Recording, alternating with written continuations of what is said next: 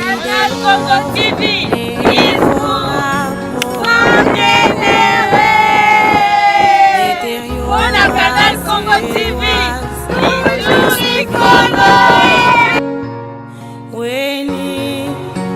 Andi Canal Congo Musique, toye sous le lot numéro na bino sika ou to solo la na artiste, ba musicien pe ba choriste kimbanguiste, pe ba non kimbanguiste pour nous sa talent ya musique dans le monde entier. Ndenge toloba na bino toujours Canal Congo Musique ezana pour nous tombola la musique kimbanguiste, la bonne musique ndenge toloba toujours. Voilà le lot togoyamba artiste, il y a groupe GGK, il y a un jeune talent, aibi koyemba, aibi obeta guitare, aibi donc musique. Vraiment, ils ont donné à Kota Naye, na préféré groupe GGK, Kouyembe, la papa Smoke manque un niveau à Molimo Centre, tout est très bien. Et l'église Kimbangiste, les Awana, ba chorale, les Ali, ba groupe, ba mouvement, n'y a soana kaka pour le kumu ya nkolo. Et belé ya batu balobaka ba Kimbangiste ba bi koyembate, mais les loto koyeba ya solo, so qui réellement ba Kimbangiste ba ba pe koyembate, voilà. Invité na biso et moi à se présenter, boye baye. Et puis, à Bombelbino, ba surprise et belé, oyo toko solanaï. Tolobi, bonjour papa Dié. Ah ouais, bonjour papa Béni. Bonne santé. Ouais, santé mouké nangolu ya tata Simo. Papa Dieu, tu yambi on a plateau na biso chant des anges, to beta vraiment masola musique, biso canal Congo musique émission na biso za pour na to pesa na valeur na ba artiste na biso kimbangiste, peto l'accent mokili, que église kimbangiste za na ba artiste za ba jeune talent au ba ko faire face na mokili, ba yo ka pe musique, la bonne musique o ezo uta na ba kimbangiste. Mais biso to yebi yo Papa Dieu, ba to misusu to ba e baza kolanda o ba e biote soko se présenter ba e ba un groupe nini et puis au combo na onani. Donc, c'est présenté rapidement, cher internaute, Ok, merci.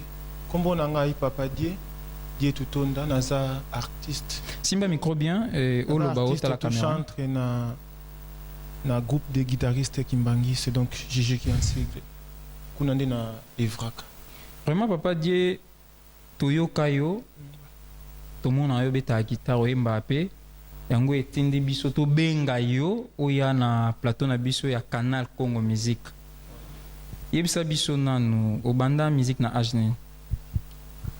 Obanda musique en tout cas depuis 2006 si je me trompe pas.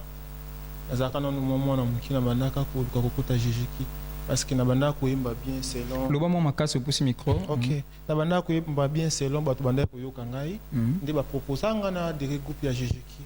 Malheureusement âge nazaka na ba 2006 wana e banda ko permettre nga vraiment tena de jejeki. Et ti ba 2008 nde na kota jejeki nazaki pena moi nti moi junior moko boy na jejeki donc na ko banda mambo musique na 2008. Na 2008 wana oyeba koyemba te ba pe guitare te au côté jejeki nde ba apprendre yo ko yemba en fait. Non, même pas. Et là qu'on apprendre na jejeki ça peut-être guitare. Bien na ba technique vocale mais cause na moi belle voix na zara nango ils ont un petit don nzambe ntape sanga. Nzamba pesa yo mais na jejeki ba album nini oyo eyokana oyo beta guitare. Ba album nini yo kana na beta guitare obeti pe guitare bato bayoki nzembo wana eyebani bon na opesa exemple ndeti nzembo mo ndeti ba Congo nzembo moko ndeti ba ya Noël yo pe no simba guitare obeti pe guitare nzembo wana pe bato basepela nango même bakimbangisa même bano kimbangisa nzembo nini to na album nini yo obeta guitare pe nzembo wana eyokana. Bon, je ne pense pas.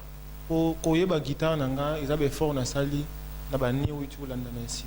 Dans tout le bas bando za na jejeki nan album moko te jejeki abimisa ke yobeti guitare. Bon ko beta na beta ka oui mais ko beta mo be soit accompagnement. Mais ça te que guitare mo ils ont beta vraiment kingam na beta kinzo yokana. Là non. On sait que ba no beta guitare te tout le bas. Non même pas. Et ça que na ça ndebe fort du jour au jour na zo ko persévérer ko améliorer be fort en fait. Dans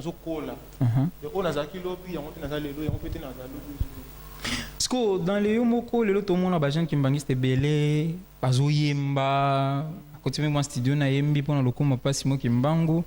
Est-ce que zalaka mabete ou côté studio yomoko ou yuzan la groupe jejeki, mais yomoko bimi ou nyati pe bor na yomoko boyo bimi siango ya mabete. Bon, selon ba règlement ya groupe, et ça on dirait pekisama. On dirait que Pekisama. Bon, et Pekisama. Est-ce que vous savez ce bon, net nga na part nanga, ce qui est arrivé que na beti nzembo moko boye exalté que pour na tiango na marché na tekango. Te si ma micro bien papa. Exalté que pour na tiango na marché na tekango pour na gagner, je sais pas moi, mbongo quoi non. Et ça juste et pas nanga une façon ya ko kumisa tata nzambe. Donc les évangélisations, yo beti on a cadre évangélisation mokili. Donc ko na téléphone nanga moko et déranger nango ngate. Mais na beta ngoti na compte que album moko boye bato bando yoka kanon. Parce que autant bo zalaka na jejeki batangi la bino ba règlement en fait. Oko yebisa biso règlement wana ya ko yemba te mutu yemoko donc ndet nga na zaboye na zui décision na kota studio na beti pe nzembo na nga moko na bimisi yango po bakimbangiste ba yoka ba pekisango pona nini po bokoma ba star to ba pekisango po okoma be fier na groupe bandoto ça va continuer en quelque sorte babilo komo bepé ba jarwana po déjà des natifs bata jejeki to zaraneti de to mimona anesi de ba musicien moko boye Mais effectivement, vous avez l'artiste et vous avez musicien kimbangiste. Oui, bah musicien kimbangiste. Au bac ici kimbangiste na soka. En réalité, bah jeune sous bande comme sous dans ma génération mon corps, bah se comporte à des fois le quoi bah musicien profane. Hein. Et on peut ça raison bah empêcher surtout ça bah activité mon voyageur on a pas une fois bah permettre bisoto to banda komi sale la bongo. C'est risquant peu mon pas former ce groupe né mon sous. Et cause appelle raison non c'est que bino obosala wana beti mwanzembo no ezala mabe so bayoki pe na groupe bako ouais ils a problème ils suspendre yo ouais bien sûr. OK papa Dieu yoza guitariste ya GGK oye pe na guitare na yo boko simba ba obanga kobanga pona moni na oloba ndeti olembisi nzoto ndeti ozobanga non na bangi te juste bon sima na guitare d'accord et zongisa na micro zo na sima na micro na moni ndeti ozobanga banga na obanga pona nini bon ngabe na ko poni na ngayo nzembo yembi total vraiment soki réellement GGK format pe ba musicien to ba artiste bien quoi ça ne dérange pas oui ça kaya kimbangiste il y a kimbangiste bon to bimande en église kimbangiste bon nga nzembo na sepela na vraiment mingi OK ouais yembango vraiment et sepelisa Christian Linde ya banza esikaza na Belgique soko c'est l'homme ya bongo vraiment ça bien makasi na mama Evelyne na pesi bino mbote na Belgique parce que vous allez betela biso nzembo ya kaya kanoki ya kayesuanga ça va problème OK. Vraiment bandeko balandi Canal Congo Musique mission na bino to yebisaka bino tozawa pona ko tombola vraiment église kimbangiste na sur le plan musical. Donc tozawa na tozo pesa papa simo kimba kianga ni maboko na musique na mindule to tombola musique na e pona église kimbangiste tozana ba jeune talent ndeti papa Dio to yambi lelo en tout cas à ko satisfaire bino bozala jamais déçu papa Dio to les cas.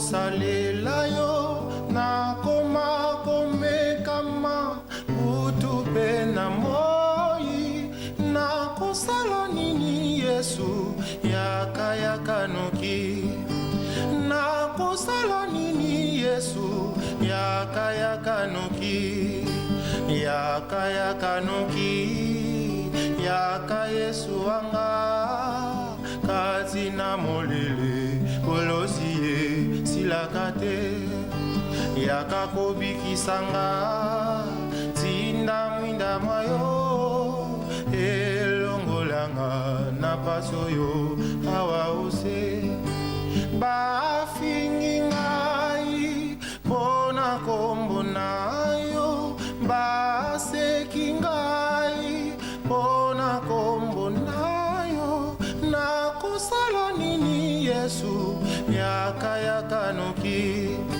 na kusala nini Yesu yaka yaka noki yaka yaka noki yaka Yesu anga kati na molele kolosie silakate yaka kobikisanga tinda mwinda mayo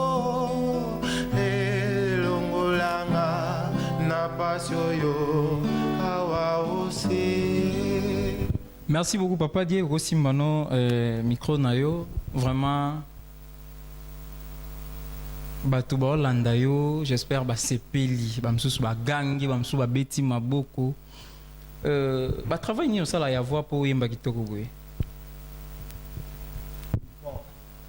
na travail ka na rythme kaka ya mboka na rythme mboka ndeni donc genre na ba heure fixe te ya travail to ba jour fixe te il dépend de kaka na sous na opportunité de travailler en tout cas na travail aka na ngai sur opportunité ni monane taka biso to na so ba matama kokite ya mobolie na hotel qui travaille foké.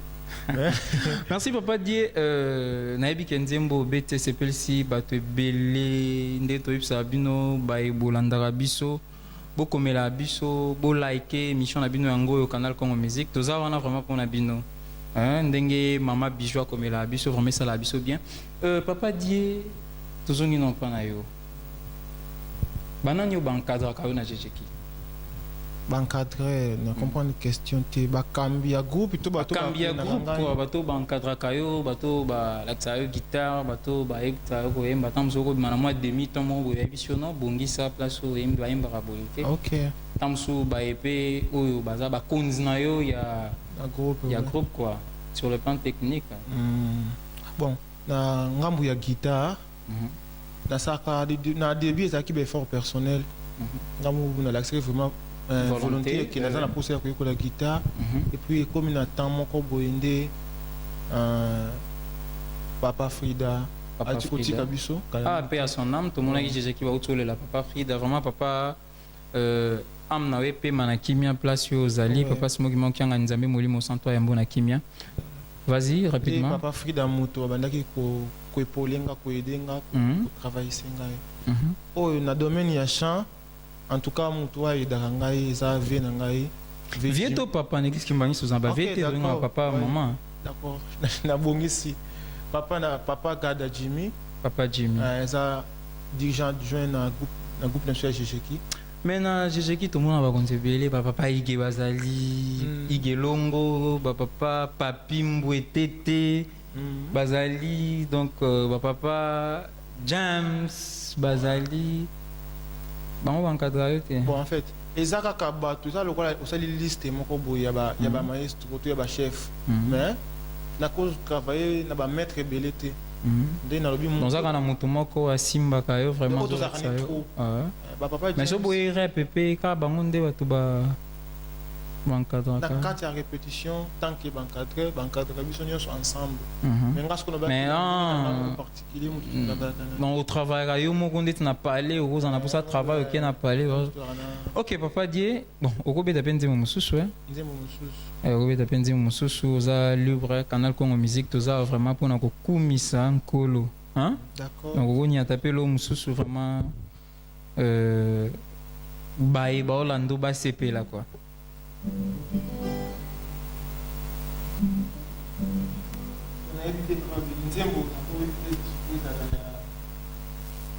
Non o wananga na ponela ki yo pona lingango mais ko oyo yo po sala choix ya nzembo na yo oko bete apramte ekincho na nzambiami ngizidi kivutula kwange yese fukamene vantwala kuwe nzambiame kindaza kundombele mwela me ekincho na nzambiami ngizidi kivutula kwange yese fukamene vantwala kuwe nzambiame kindaza kundombele mwela me kintiona enzambiame mpasisa me kwanta mazitukidi enzambiame indula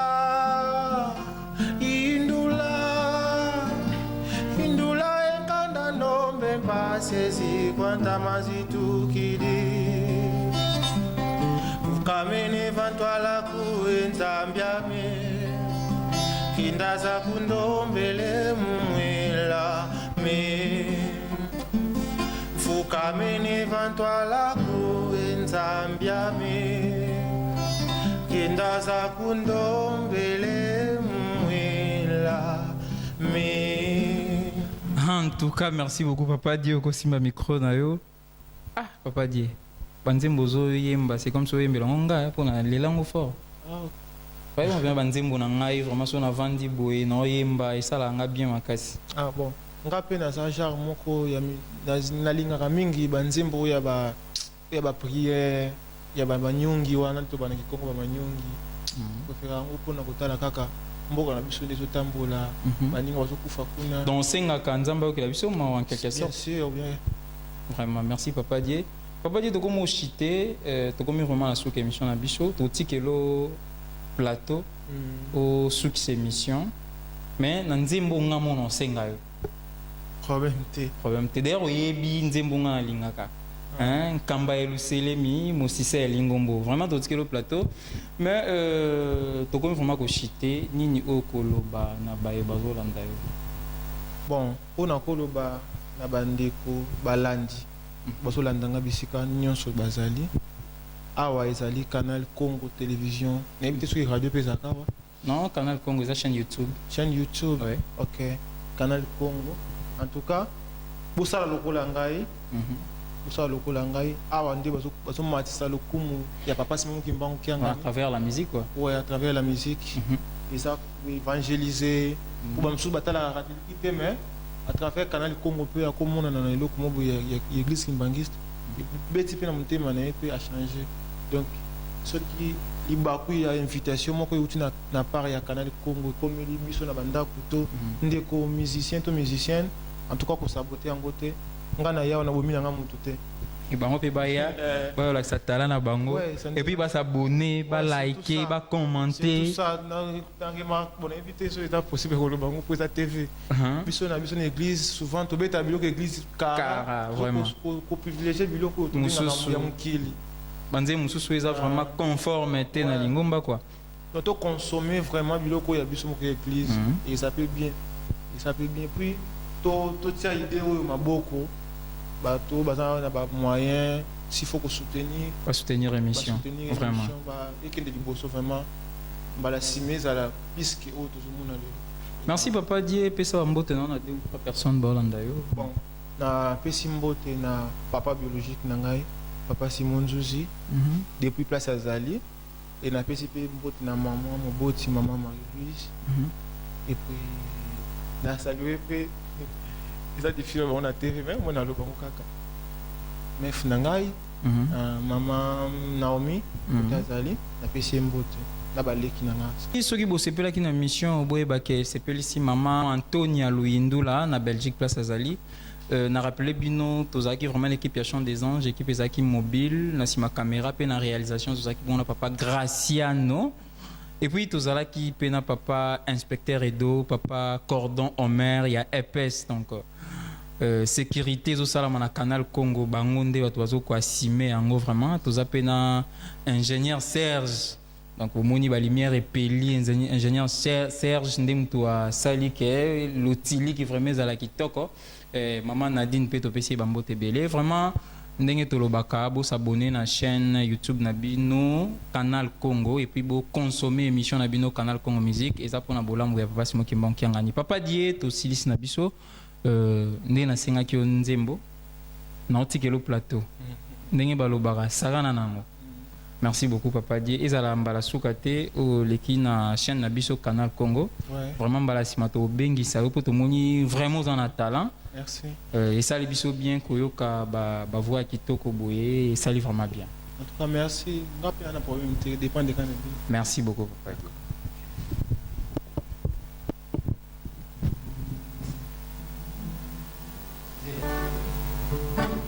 Mama yosele mosisa ya ngomba oyo kibabala kisayo tela mususu te ibaneli ya ngombo yo bakoko bamona kapasi kataki bango mama mwilo na banana bango misato na kamboyo kamba yosele mosisa ya ngomba oyo kibabala kisayo tela mususu te ibandeli ya lingombo yo bakoko bamona kapasi kataki bango mama mwilo na banana bango misato na kambo yo batela lingomba oyo ngona kusana te lingomba bakoko bamonela pasi toluka bobebisa te biso bilombe ya tata Kimbangu toyikampiko mato ina biso na nkamba kaka makanisi na biso nkamba lobi nini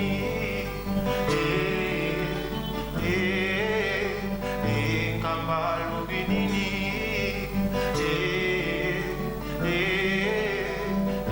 nkamba lobi nini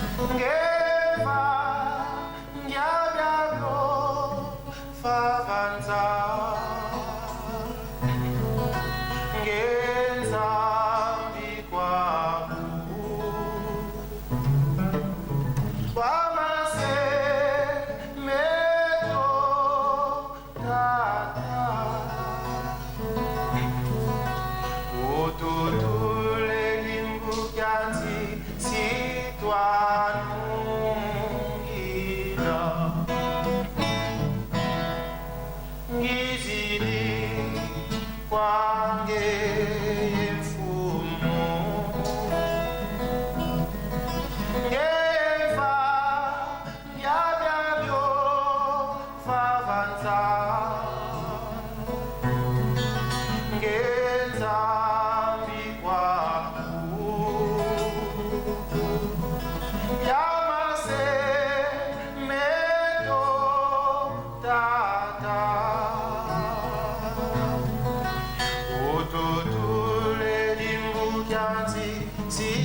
histoire nous là. Tata qui nous dit, on s'en la fou moi mais, on voulait mia villa mia donna, moi pousser. On voulait mia villa mia donna, moi pousser.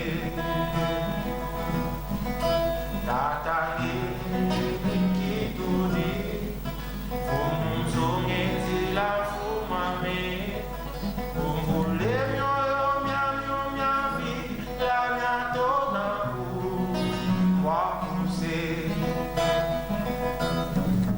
On voulait mia villa mia donna, moi pousser. En tout cas, abonnez-vous sur la chaîne.